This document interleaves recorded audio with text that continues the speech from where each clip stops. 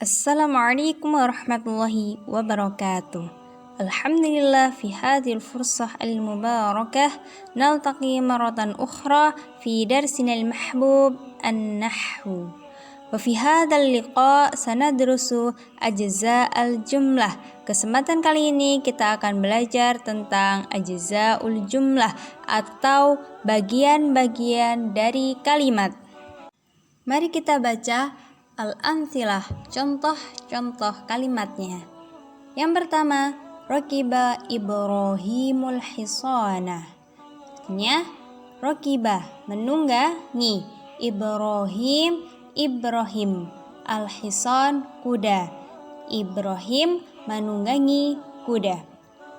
Yuda'ibu Ismailul qittah. Yuda'ibu bermain-main. Ismail, al-qitta kucing. Jadi artinya Ismail bermain-main dengan kucing. Yahsudul fallahul qamha. Yahsudu artinya memanen. Al-fallahu petani. Al-qamha gandum. Petani memanen gandum. Ta'kulu syatu fulan wa sya'iron. Ta'kulu memakan. Asyatu domba. Fulan buncis. Sya'iron gandum. Lanjut. Sami'tun nasihata. Sami'tu aku mendengarkan. An-nasihata nasihat. Jadi artinya aku mendengarkan nasihat. Yasta'u bersinar. An-nuru cahaya. Fi di dalam. Al-hujrati kamar. Cahaya bersinar di dalam kamar. Tajri berjalan. As-safinatu perahu. Alal ma'i di atas. Al-ma'i air. Perahu berjalan di atas air. Hal tuhibbus safara? Hal apakah? Tuhibbu kamu menyukai as-safara perjalanan? Apakah kamu menyukai perjalanan? Baik, kita mengetahui pada pembahasan sebelumnya bahwa jumlah mufidah tersusun dari bagian-bagian, yaitu kata-kata. Kita akan mengetahui pada pelajaran ini macam-macam kata. Kita katakan, jika kita membahas kalimat di atas, kita akan mendapati bahwa kata Ibrahim, Ismail, al-fallah atau petani adalah macam-macam penamaan terhadap orang. Iya kan? Dan kata al-hisan artinya apa? Kuda. Al-qitt kucing. Asyat domba adalah macam-macam hewan. Dan kata al-qamha gandum, al-ful buncis, asyair sejenis gandum pula adalah macam-macam tumbuhan. Dan kata al-hujrah kamar, as-safinatu perahu, al-ma'u air adalah macam-macam benda mati. Dan adapun kata an-nasihat nasihat, an-nur cahaya, dan as-safar perjalanan adalah lafadz-lafadz yang dengannya dinamakan macam-macam yang lain. Kenapa disebutkan demikian? Karena dia tidak termasuk orang. Tumbuhan juga bukan, hewan juga bukan. Makanya kita masukkan kata-kata seperti nasihat, cahaya, perjalanan ke kata macam-macam yang lain. Oleh karena itu, setiap kata ini disebut dengan ism atau kata benda.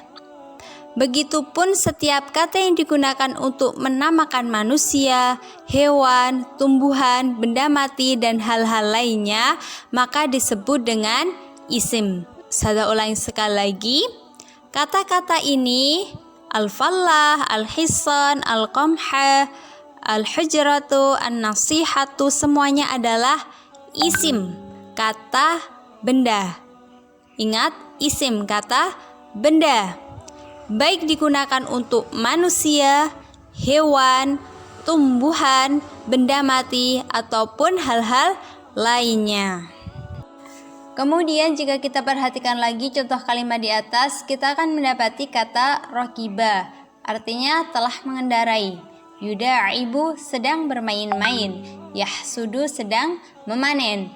Ta'kulu, sedang memakan. Semuanya menunjukkan atas suatu pekerjaan pada zaman tertentu. Maka kata rokiba itu menunjukkan makna pekerjaan pada masa lalu, past tense. Kita akan belajar nanti di nahwu, ya kan. Kemudian kata yuda'ibu dan sisanya menunjukkan atas pekerjaan yang sedang dilakukan atau akan dilakukan. Oleh karena itu kata-kata ini dinamakan fi'il, kata kerja. Saya ulangi sekali lagi, semua kata-kata yang menunjukkan suatu pekerjaan namanya fi'il. Seperti apa? Makan, minum, tidur. Pokoknya semua kata kerja itu dalam bahasa Arab namanya fi'il. Yang tadi semua kata benda dalam bahasa Arab namanya isim. Kemudian jika kita perhatikan lagi, kita akan mendapati bahwa di dalam contoh-contoh kalimat di atas terdapat kata-kata seperti fi, ya kan? Artinya apa? Di dalam. Ala, di atas. Hal, apakah?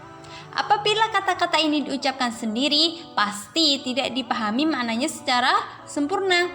Namun jika dimasukkan ke dalam suatu kalimat, maka akan menjadi jelas maknanya.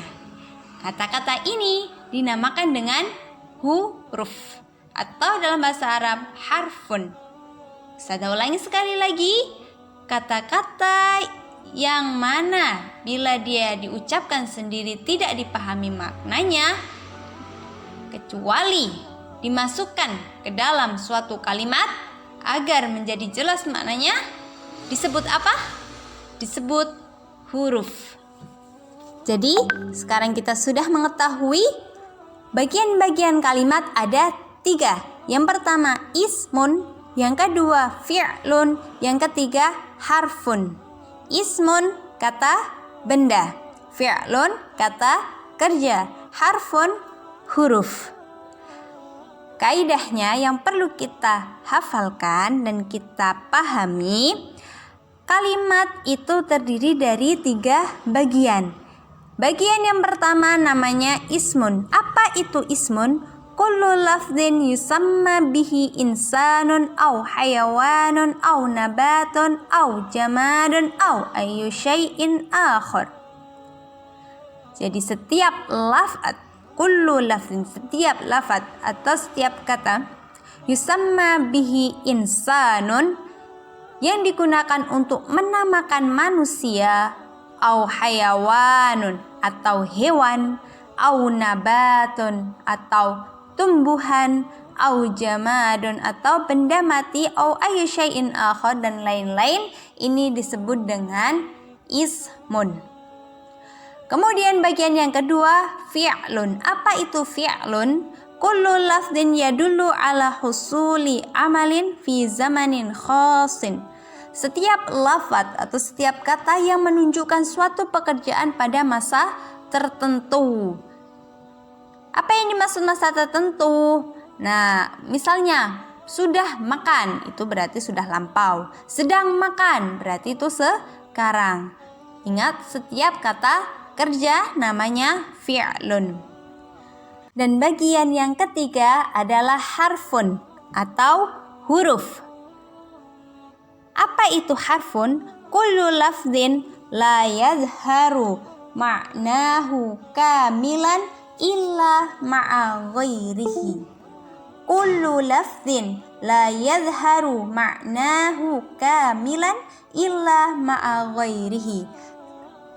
Yaitu setiap lafaz atau kata yang tidak sempurna maknanya kecuali jika digabungkan bersama yang lainnya dalam suatu kalimat. Itu dinamakan harfun atau huruf.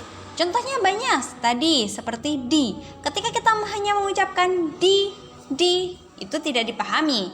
Tapi ketika kita masukkan ke dalam kalimat di dalam kamar, di dalam kelas, akan dipahami. Itulah yang dinamakan dengan harfun atau huruf. Sekarang kita ulangi lagi. Apa itu ismun? Ismun adalah setiap kata yang digunakan untuk menamakan manusia seperti apa? Muhammad, petani, dan lain sebagainya. Dan juga digunakan untuk menamakan tumbuhan seperti gandum, apalagi tumbuhan, pisang, rumput, pohon, dan lain sebagainya. Atau hewan seperti kitun, kucing, hisanun, kuda, waghairuhu, dan lain-lain. Atau jamadun, benda mati. Seperti apa benda mati? Baitun, artinya apa? Rumah. Safinatun, perahu. Apalagi benda mati banyak. Kolamun, pulpen, buku, banyak sekali. Atau syai'un akhar, atau yang lainnya seperti nur, cahaya, nasihat. Yang perlu digarisbawahi adalah setiap kata benda itu dinamakan dengan ismun. Kemudian fi'alun itu kata kerja. Contohnya banyak sekali. Di sini tertulis kotofa. Kotofa artinya telah memetik. Yaqtifu, sedang memetik. Dan masih banyak contoh-contoh lainnya yang tidak disebutkan. Harfun itu huruf. Ingat, maknanya tidak akan sempurna kecuali digabungkan dalam suatu kalimat. Contoh harfun, min artinya apa? Dari, ila, ke, ala di atas, fi di dalam, hal apakah, dan lain sebagainya. Insya Allah kalian akan mempelajari di bab-bab selanjutnya. Demikian pelajaran kita pada pagi hari ini tentang bagian-bagian kalimat. Naktafi darsanal yaum, kita cukupkan pelajaran pada pagi hari ini. Barakallahu fiikum, syukran ala husnil ihtimam. Terima kasih atas perhatiannya. Ma'akumun najah fid darain wal akhir. Wassalamualaikum warahmatullahi wabarakatuh.